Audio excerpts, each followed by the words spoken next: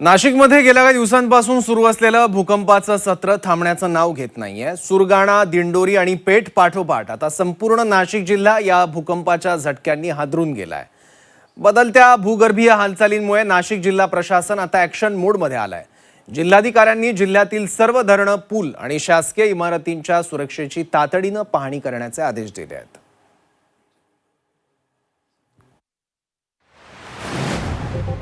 नाशिककरांसाठी पुढचे काही तास आणि दिवस अत्यंत चिंतेचे ठरणार आहेत। सुरगाणा, पेठ आणि दिंडोरी नंतर आता इगतपुरी डोंगर खचल्याची भीषण घटना समोर आली आहे। त्यामुळे संपूर्ण नाशिक जिल्हा भूकंपाच्या सावटाखाली आल्याचं दिसतंय। वाढता धोका लक्षात घेता नाशिक जिल्हा आपत्ती व्यवस्थापन प्राधिकरणानं मोठे आदेश जारी केले।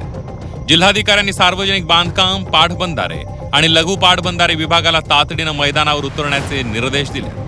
भूकंपाच्या या धक्क्यांमुळे जिल्ह्यातील महत्त्वाच्या धरणांच्या भिंतींना, सांडव्यांना आणि पुलांना काही तडे गेले आहेत का, बाजार वाढलाय का, याची बारकाईनं तांत्रिक तपासणी केली जाणार आहे। कोणत्याही आपत्कालीन परिस्थितीला तोंड देण्यासाठी प्रशासनानं संपूर्ण यंत्रणा सज्ज केली आहे। इगतपुरी तालुक्यामध्ये जो प्राथमिक माहिती माझ्याकडे आहे ते एक हार्ड रॉक सरफेसवर जो माती डेपॉझिट होतो आणि सतत पाऊस असल्यामुळे ते हार्ड रॉक तसंच राहतो आणि माती आणि हार्ड रॉक मध्ये एक पाणी फ्लो करणं सुरू करतो आणि त्यामुळे काही प्रमाणात जसे एक अवलांच येतो, मातीच्या अवलांच म्हणून आपण सांगू शकतो, यासारखा एक प्रकार त्या ठिकाणी घडलेला आहे।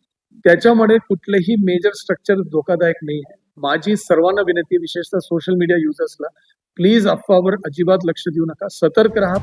अवघ्या काही तासात 3.9 रिश्टर स्केल पर्यंतचे सलग 5 पेक्षा जास्त धक्के नोंदवले गेले।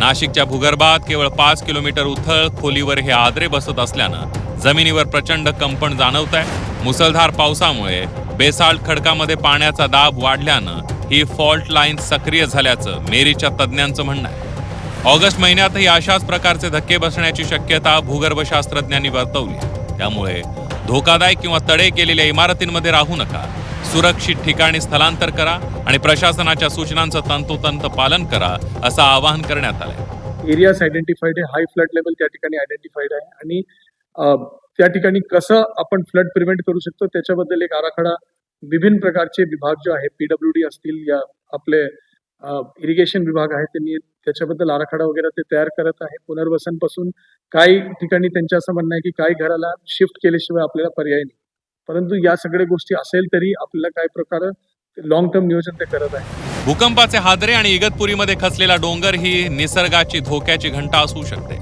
प्रशासनानं धरणं आणि पुलांचं सर्वेक्षण सुरू केलं असलं तरी नागरिकांनीही तितकंच सतर्क राहणं गरजेचं आहे। योगेश खरे, झी 24 तास, नाशिक।